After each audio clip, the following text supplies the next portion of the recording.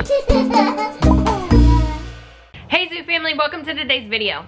Good to see you. Happy New Year again. If you didn't see our last video, well, then we'll say Happy New Year because it's the first time you're seeing a video this year. Happy 2021. It doesn't feel like 2021. It feels like so 2020 Part B. It really does. It doesn't feel like a new year. The last time I wrote checks, I actually did 19. Did you? Yes.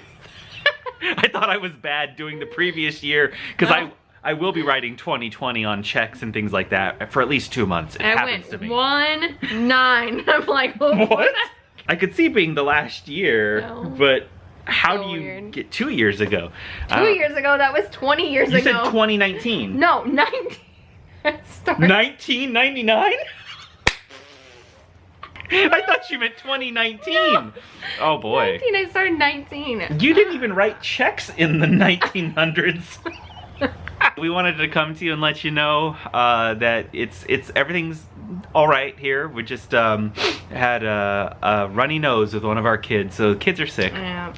And I think it's this weather. You can tell I'm in a jacket. I'm a Floridian. I'm wearing a jacket just to support a jacket. To make me look like I'm not the only one wearing a jacket. It's nice out. I love it. It's beautiful right now. But, you know, there were some nights that were down in the 30s. And then back up to like 70s. And it was... I can tell you as a native-born Floridian, which our boys are all native-born Floridians, and so is Daisy. When you're born in that, extreme changes in temperature make your nose run, make you kind of not feel right. They can cause you to get just a little bit of a head cold, and that's what Caleb has. Poor kid. He started not feeling well. Yeah, Uncle Brian took them out to bowling and to spend a day with him, and he just came back just not feeling great. And he was also run down just from expending all his energy, and I think that's a big part of this too. It's like we were going so hardcore in December. Every day doing something. I know I felt ran down. I know you did. I think everyone except maybe the youngest 3 kids did, because they just don't stop. Actually, Logan did too. Logan was glued to the couch for a couple days just recovering. So to a degree, I think we all just felt just depleted from December and ready to kind of relax for a few days. Well, relax for a few days before the routine. And speaking of routines, school is starting for the kids again. Which I thought it was today, which thankfully it's not. It's a teacher work day. So we start on Tuesday. So. Man, that's coming fast. But they're all virtual school again this semester. Some of you have been asking if that would change, if a lot of kids have changed mid-year. So I guess it's super popular to change mid-year. But I think so many were virtual school half the year, and they were kind of waiting to go back in person. And I think parents found out how tough virtual school is, how tough the feeling of homeschool is. And I think some parents, frankly, couldn't wait to get their kids back into normal school as soon as possible, as soon as they felt it was safe enough. And safe is a relative thing, because you can go one household feels completely safe and is willing to just risk it, and the next household thinks that's insane. And a lot of hate going around for that. County by county. Literally neighborhood by neighborhood. And some neighbor and neighbor. Two houses could be completely different, and then could allow it to divide them and make them really be skeptical of each other. But anyway, that's not what we're talking about today. So the kids are trying to get ready for Tuesday with school starting again, and we have one of them with a runny nose, so we're trying to keep them calm, having them reserve their energy, not a lot of playing, definitely not playing outdoors because it's chilly again today. We don't want them getting any head colds or anything. We feel fine. Yeah, it's interesting because we don't get sick when we're in Tennessee for a long time. It's literally the bipolar weather of Florida. Florida, like I'm telling you, it went from days where it was up to like 80 degrees to where the high was 40 or 50. It was so cold Christmas morning. It was so great. 20 some years for a cold Christmas. Last year it was 81 on Christmas, and that did not felt feel like unfestive. Not at all. Not festive at all. And I've lived in Florida my whole life, and I think I can remember 2 Christmases where it was truly like really cold. And obviously it's like only ever snowed here once in my lifetime, and that was not snow. It was just like ice on the ground. You could see it fall, and then it would melt as soon as it hit. Yeah, exactly. And that was back in the 90s, I think, or late 80s. I think that was when we got married. Caleb was born. Oh, that's right. That that year too. But anyways, that was just like a little flurry, and it was a one-off thing. It never happens here. So those dips in weather really make it to where our bodies just go like, what's happening? If you're like us, when you find yourself in a position where your child is sick and you're thinking, I really don't want to take them to a doctor's office or to a Centra Care where I actually might be sitting around people with COVID or other flu-like symptoms. Yeah, you're really looking for an option that lets you avoid that, and telehealth is really making a lot of lives easier and safer. And today's video is actually sponsored by Medi-share, who plays really nicely with some telehealth services. So we're actually not even telehealth. I know, we're not even gonna have to leave the house to get Caleb medicine if he needs it.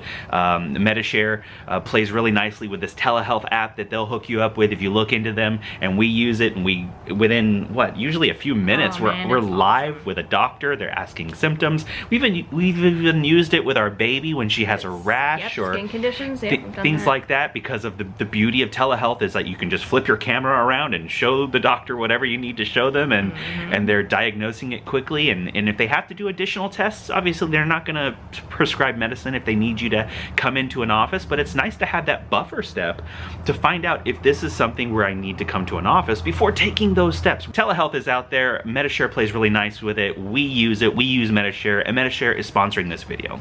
We hope that you'll look into them. There's a link down in the description.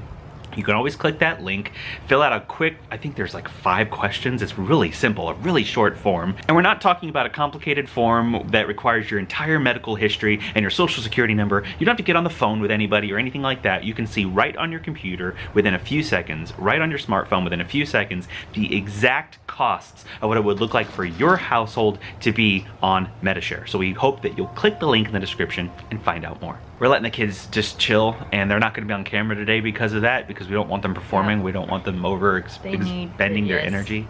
They need the relaxation. So we wanted to tell you, hey, we're still here. Don't worry, everything's fine. We're still gonna put a video out. Yeah, we're trying to be better about the 3-day-a-week thing. Even if we're sick, whoever can film, maybe film and find a way of just updating you on where we're at, what's going on, and all that stuff. So trying to avoid all the kids getting sick. Caleb not feeling well, runny nose. Runny nose is actually his only thing so far. No sore throat, no anything, no fever. Yeah, just like chest congestion, basically. Yeah, and that has cold weather written all over it for me, because again, if I get that way, I could have that congestion for like a month, because just I'm not used to it. My body's not conditioned for it. It's why when we go on vacation, sometimes I get sick. If we go somewhere super cold and it hits me really fast, you'll hear it in my voice. Go back to our old videos. Like that. Go back to the Canada video. Go back to the main video. Like 3 days to adjust. You could hear all of a sudden it sounded like this. Hey Zoo family, welcome to today's video. You could hear it in my voice. You probably didn't notice at the time, but maybe you'll notice it now. It hits us. Nothing we can do about it. So everything's good. Looking forward to school. Melanie's gonna be starting another semester as well. So my classes are either upfront intensive or on the back end. And this class was intensive on the back end, so the 3 weeks after class are insane. Yeah. I have a paper due this week and it's 20 pages and I don't even want to think about it. I'm almost done, but it's one of those papers that you can't really like bust out really fast. Yeah. Like it took 5 hours and I think I got 2 pages. Which seems so stupid, but it's intense. That's advanced degree work. If you don't know, I'm pursuing a PhD. It's my 2nd doctorate. I have a doctor of ministry and I'm getting a doctor of philosophy right now, and I'm a couple years, actually 3 years into it almost, something like that. And Melanie just started her advanced degree. It's a doctor of education, and she's about 7 or 8 months into it.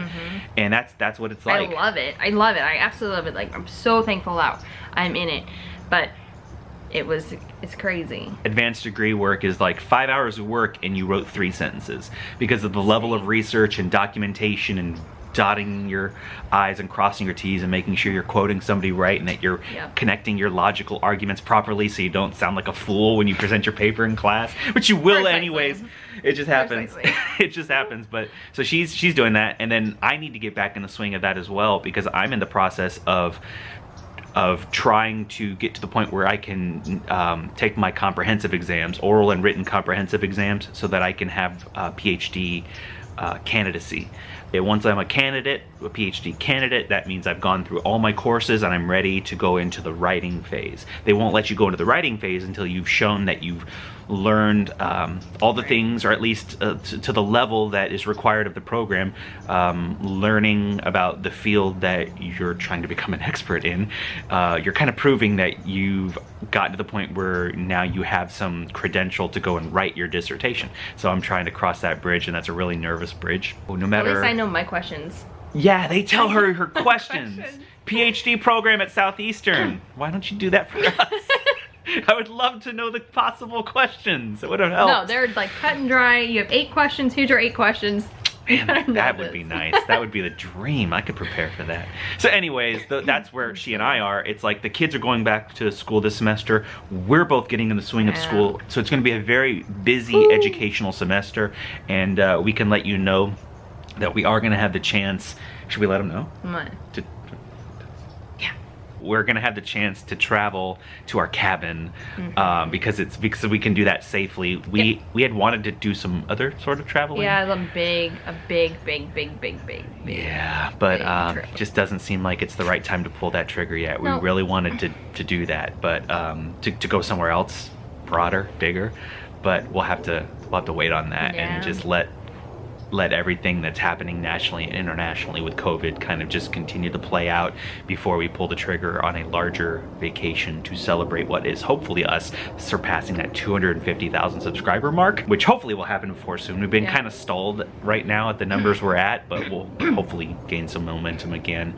That's quite honestly just a lot of hard work on our end, and it's you sharing our videos. So we thank you to those of you who continue to do that, who continue to support us. And whether we are doing a food challenge video, or we're traveling, or we're just showing you, hey, we're still here but we're sick and life is life, and here's an update on a few things happening in our family, you all continue to be amazing. And we're so blessed to be able to call you our family and call you the Zoo family.